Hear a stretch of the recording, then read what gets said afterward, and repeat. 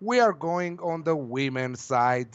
Um, I think that it's fair to start with the women's next time because they are the ladies, you know. So I think that the next time on our show, the women's will come first. Um, what happened with Miki Buzărnescu here? What is happening to her? She won San Jose last year. She is struggling this season. Yes, she was injured at the end of last season, but come on, she's not winning at all. She's not winning any match. She's hardly winning some matches. Okay, she was a little bit unlucky there to be drawn against Kasatkina in the first round and lose. But the way she's playing, I think that she will drop. She will not be in the top 100 at the end of the year because she is very, very poor. Anyway, we have Silicon Valley Classic. Svitolina at 5, Anisimova at 6, Azarenka at 6.5, Sabalenka at 7, and so on.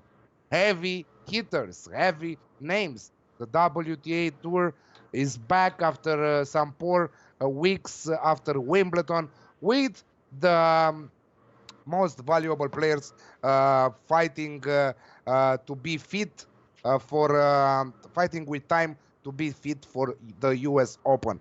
I will start with James because he loves the WTA Tour, and I will ask him if he has anything on this tournament, outrights or matches that he wants to bet on from the Silicon Valley.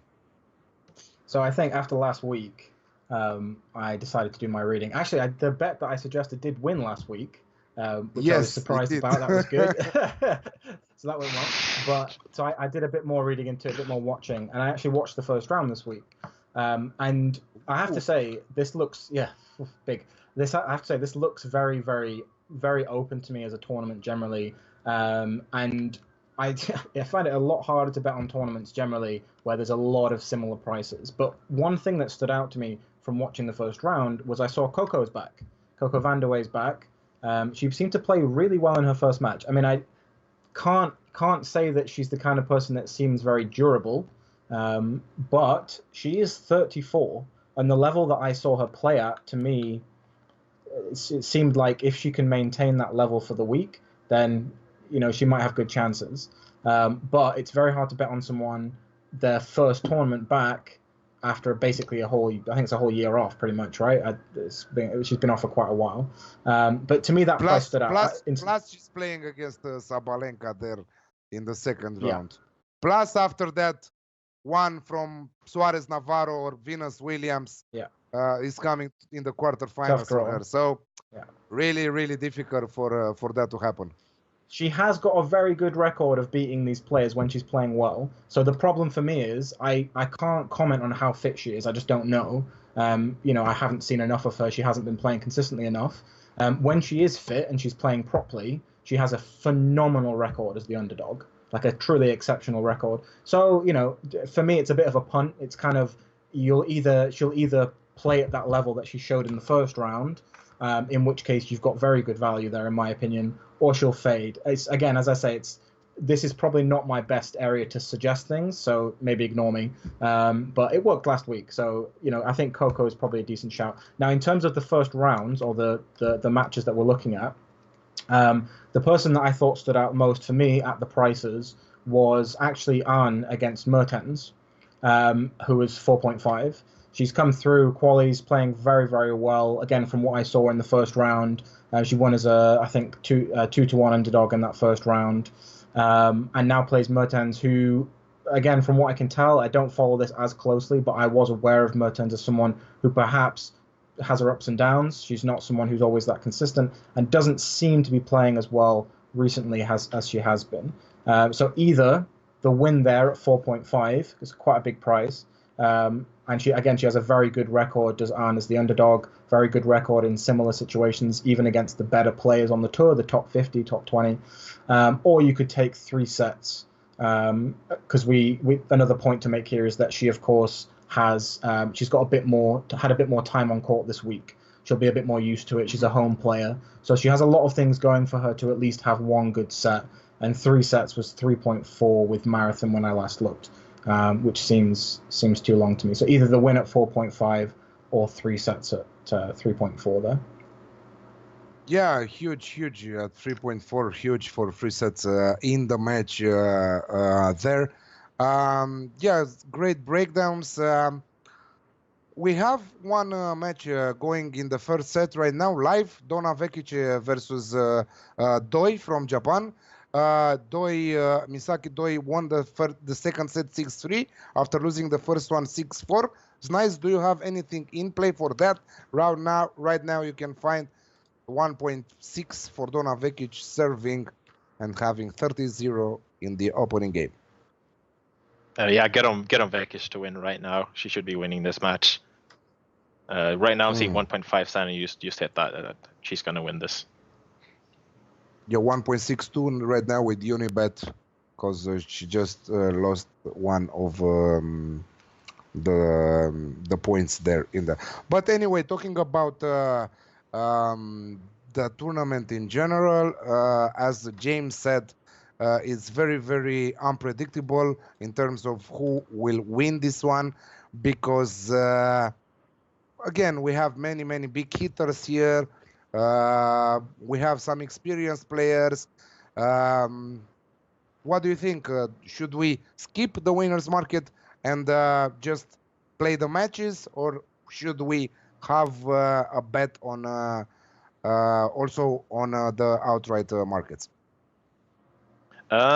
Just to give a bit of history to this tournament. This is actually a very grandiose tournament. This is the oldest WTA exclusive tournament that only runs the women's on the entire tour. It started up in 1971. So this will be its 48th year on the tour. The Classic has usually been run in Stanford for the last 20 years, 97 to 2017, but they moved here to San Jose last year. We have some great players taking place in this tournament, like #1 seed Elina Svitolina, who obviously went well at Wimbledon, along with Aryna Sabalenka, Amanda Anisimova, Donna Vekic, Maria Sakkari, among others. The one player I do like to win this tournament, though, and I've gone ahead and bet outright to win here, is Victoria Azarenka, and she's unseeded. After coming back from maternity leave, the two-time Grand Slam champion and 2010 winner here at this tournament has slowly recaptured her previous form. She's been placed in the lower half. She's going to avoid both Svitolina and Sakkari, who must butt heads to get to the final.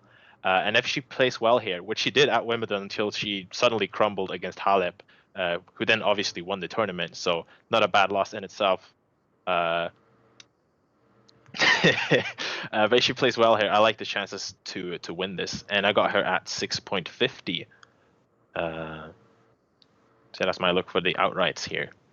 And getting into the bets, actually going to start with going a bit head to head with James here. I disagree with what he said on the Mertens. The Mertens on match. Definitely disagree. I watched Christine Ahn play versus Ayla Tomljanovic, and I think she was being bullied around the court by Ayla's superior power most of the time. The problem was that Tomljanovic was abysmal on serve. I think she was at one point at around 30% first serves in. She was spraying unforced errors. As soon as she just reeled in a bit of power and just put the ball in play, she won the point almost immediately. Elise Mertens is a step further up in quality from what Tomljanovic can do, and the world number 20 is in great form, I would say. What James wasn't mentioning that when she wasn't playing as well as she has is that hard court is her best surface. So we've been playing on clay and grass, which aren't her best surfaces. Now we're back on hard court where she holds, let me check, I think it's something like, 154 to 66 record.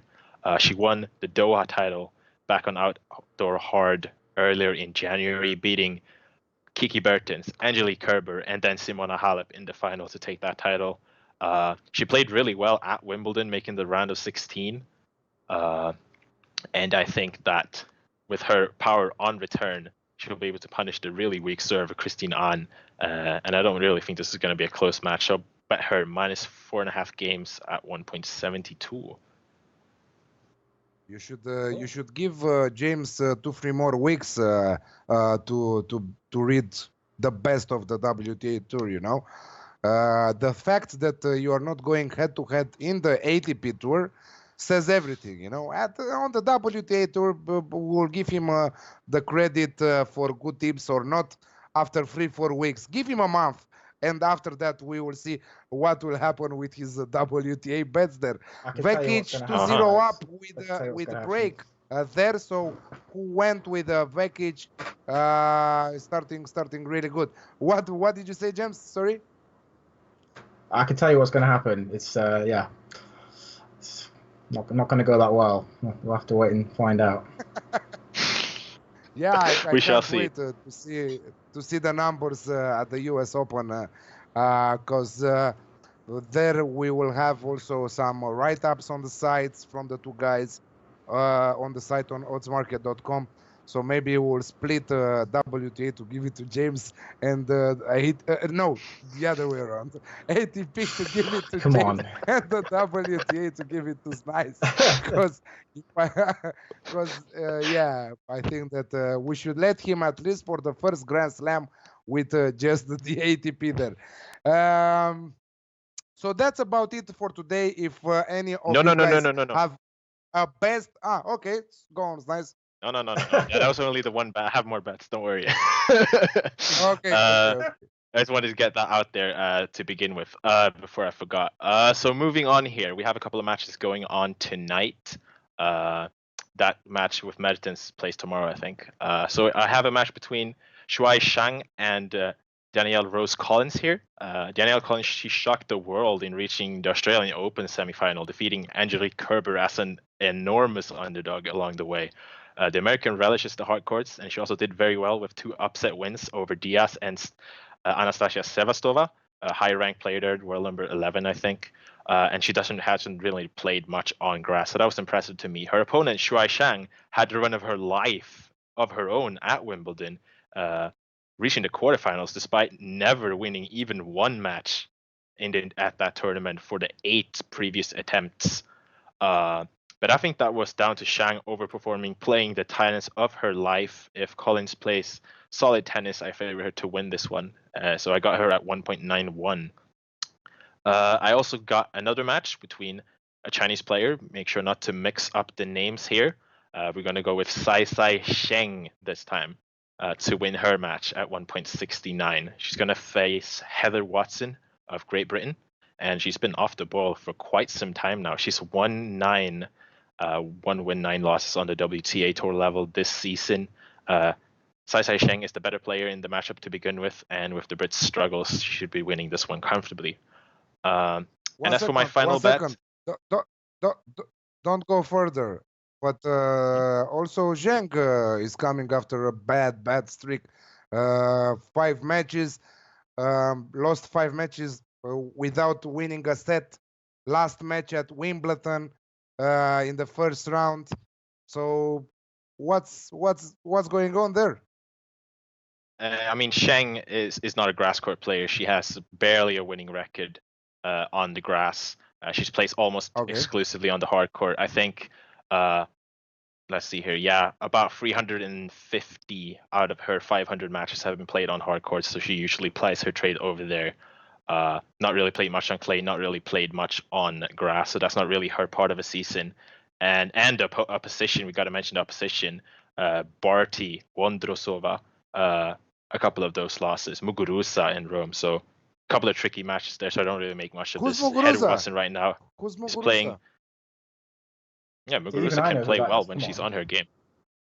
I don't know. So sorry, I don't know Muguruza. This season, I really don't know Muguruza. I don't know who she is. Maybe later in the season, I will remember. Mm-hmm. So yeah, anyways, I think that Heather Watson is barely on WTA top 100 level right now, so she's very far down, and I think that Sheng wins. Lastly, but not least, is Maria Sakkari.